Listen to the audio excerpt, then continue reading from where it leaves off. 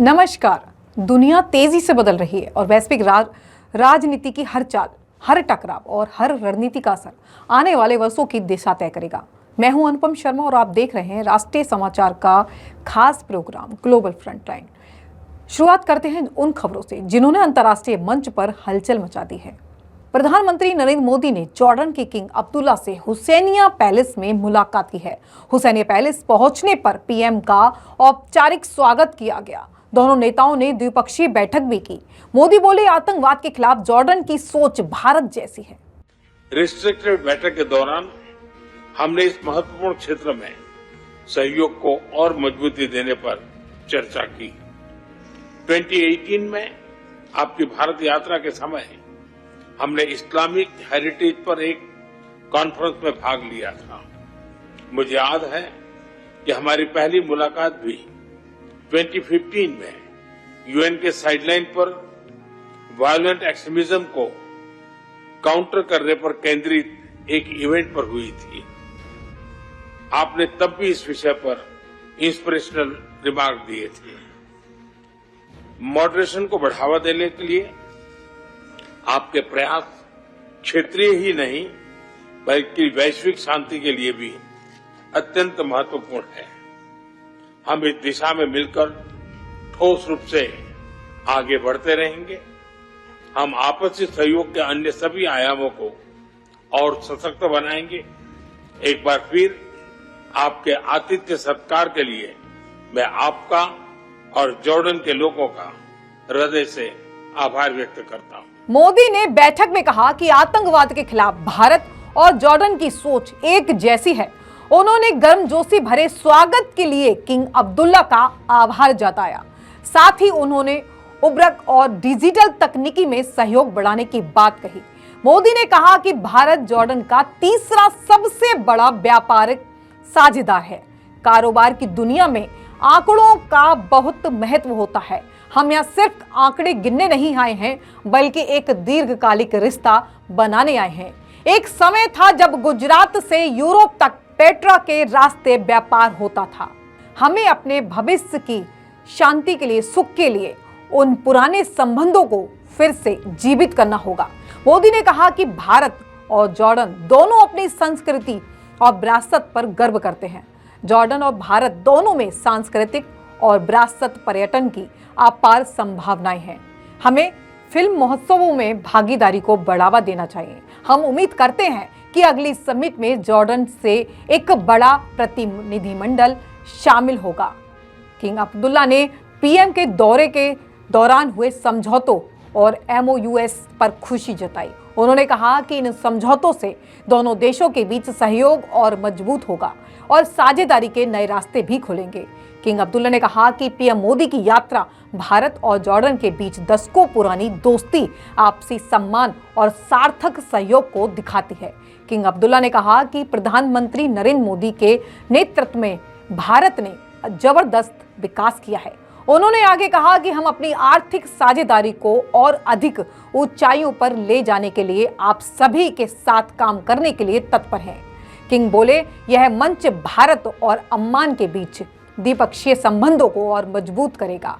इन वार्ताओं से दोनों देशों के बीच आर्थिक और निवेश सहयोग में वृद्धि होने की उम्मीद बताई जा रही है। मोदी ने कहा कि भारत जॉर्डन का तीसरा सबसे व्यापारिक साझेदार है। कारोबार की दुनिया में आंकड़ों का बहुत महत्व होता है। हम यहाँ सिर्फ आंकड़े गिनने नहीं आए हैं बल्कि एक दीर्घकालिक रिश्ता बनाने आए हैं। एक समय था जब गुजरात से यूरोप तक पेट्रा के रास्ते व्यापार होता था। ब्यूरो रिपोर्ट, राष्ट्रीय समाचार। कुल मिलाकर जॉर्डन से पीएम मोदी का संदेश साफ है। भारत अब सिर्फ द्विपक्षीय रिश्ते नहीं निभा रहा बल्कि क्षेत्रीय संतुलन और वैश्विक रणनीति को नई दिशा दे रहा है।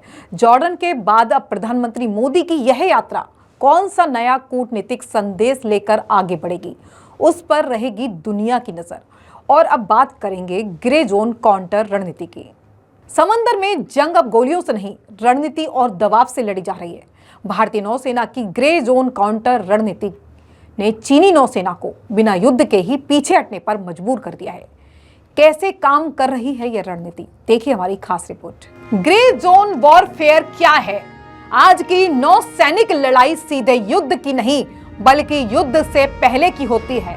इसे कहा जाता है ग्रे जोन वॉरफेयर, जहां बिना हमला किए दुश्मन की ताकत को कमजोर किया जाता है। भारतीय नौसेना की ग्रे जोन काउंटर रणनीति वॉरफेयर का सटीक जवाब तैयार किया जाता है।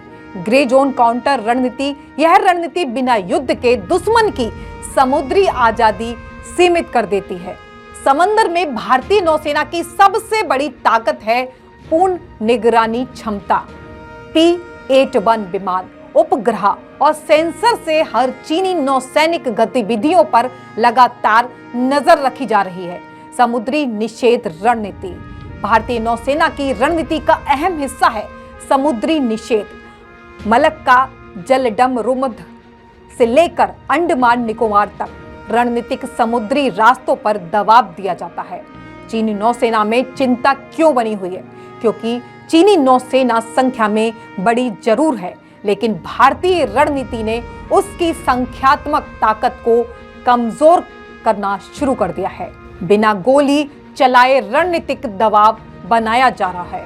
संयुक्त सैन्य अभ्यास, मित्र देशों के साथ तालमेल और लगातार मौजूदगी से भारतीय नौसेना बिना एक भी गोली चलाए रणनीतिक दबाव बना रही है। फिलीपींस और दक्षिण चीन सागर संकेत दे रहा है। भारत अब अपनी ग्रे जोन काउंटर रणनीति फिलीपींस जैसे देशों के साथ साझा करने की तैयारी में है। इससे दक्षिण चीन सागर में शक्ति संतुलन बदल सकता है।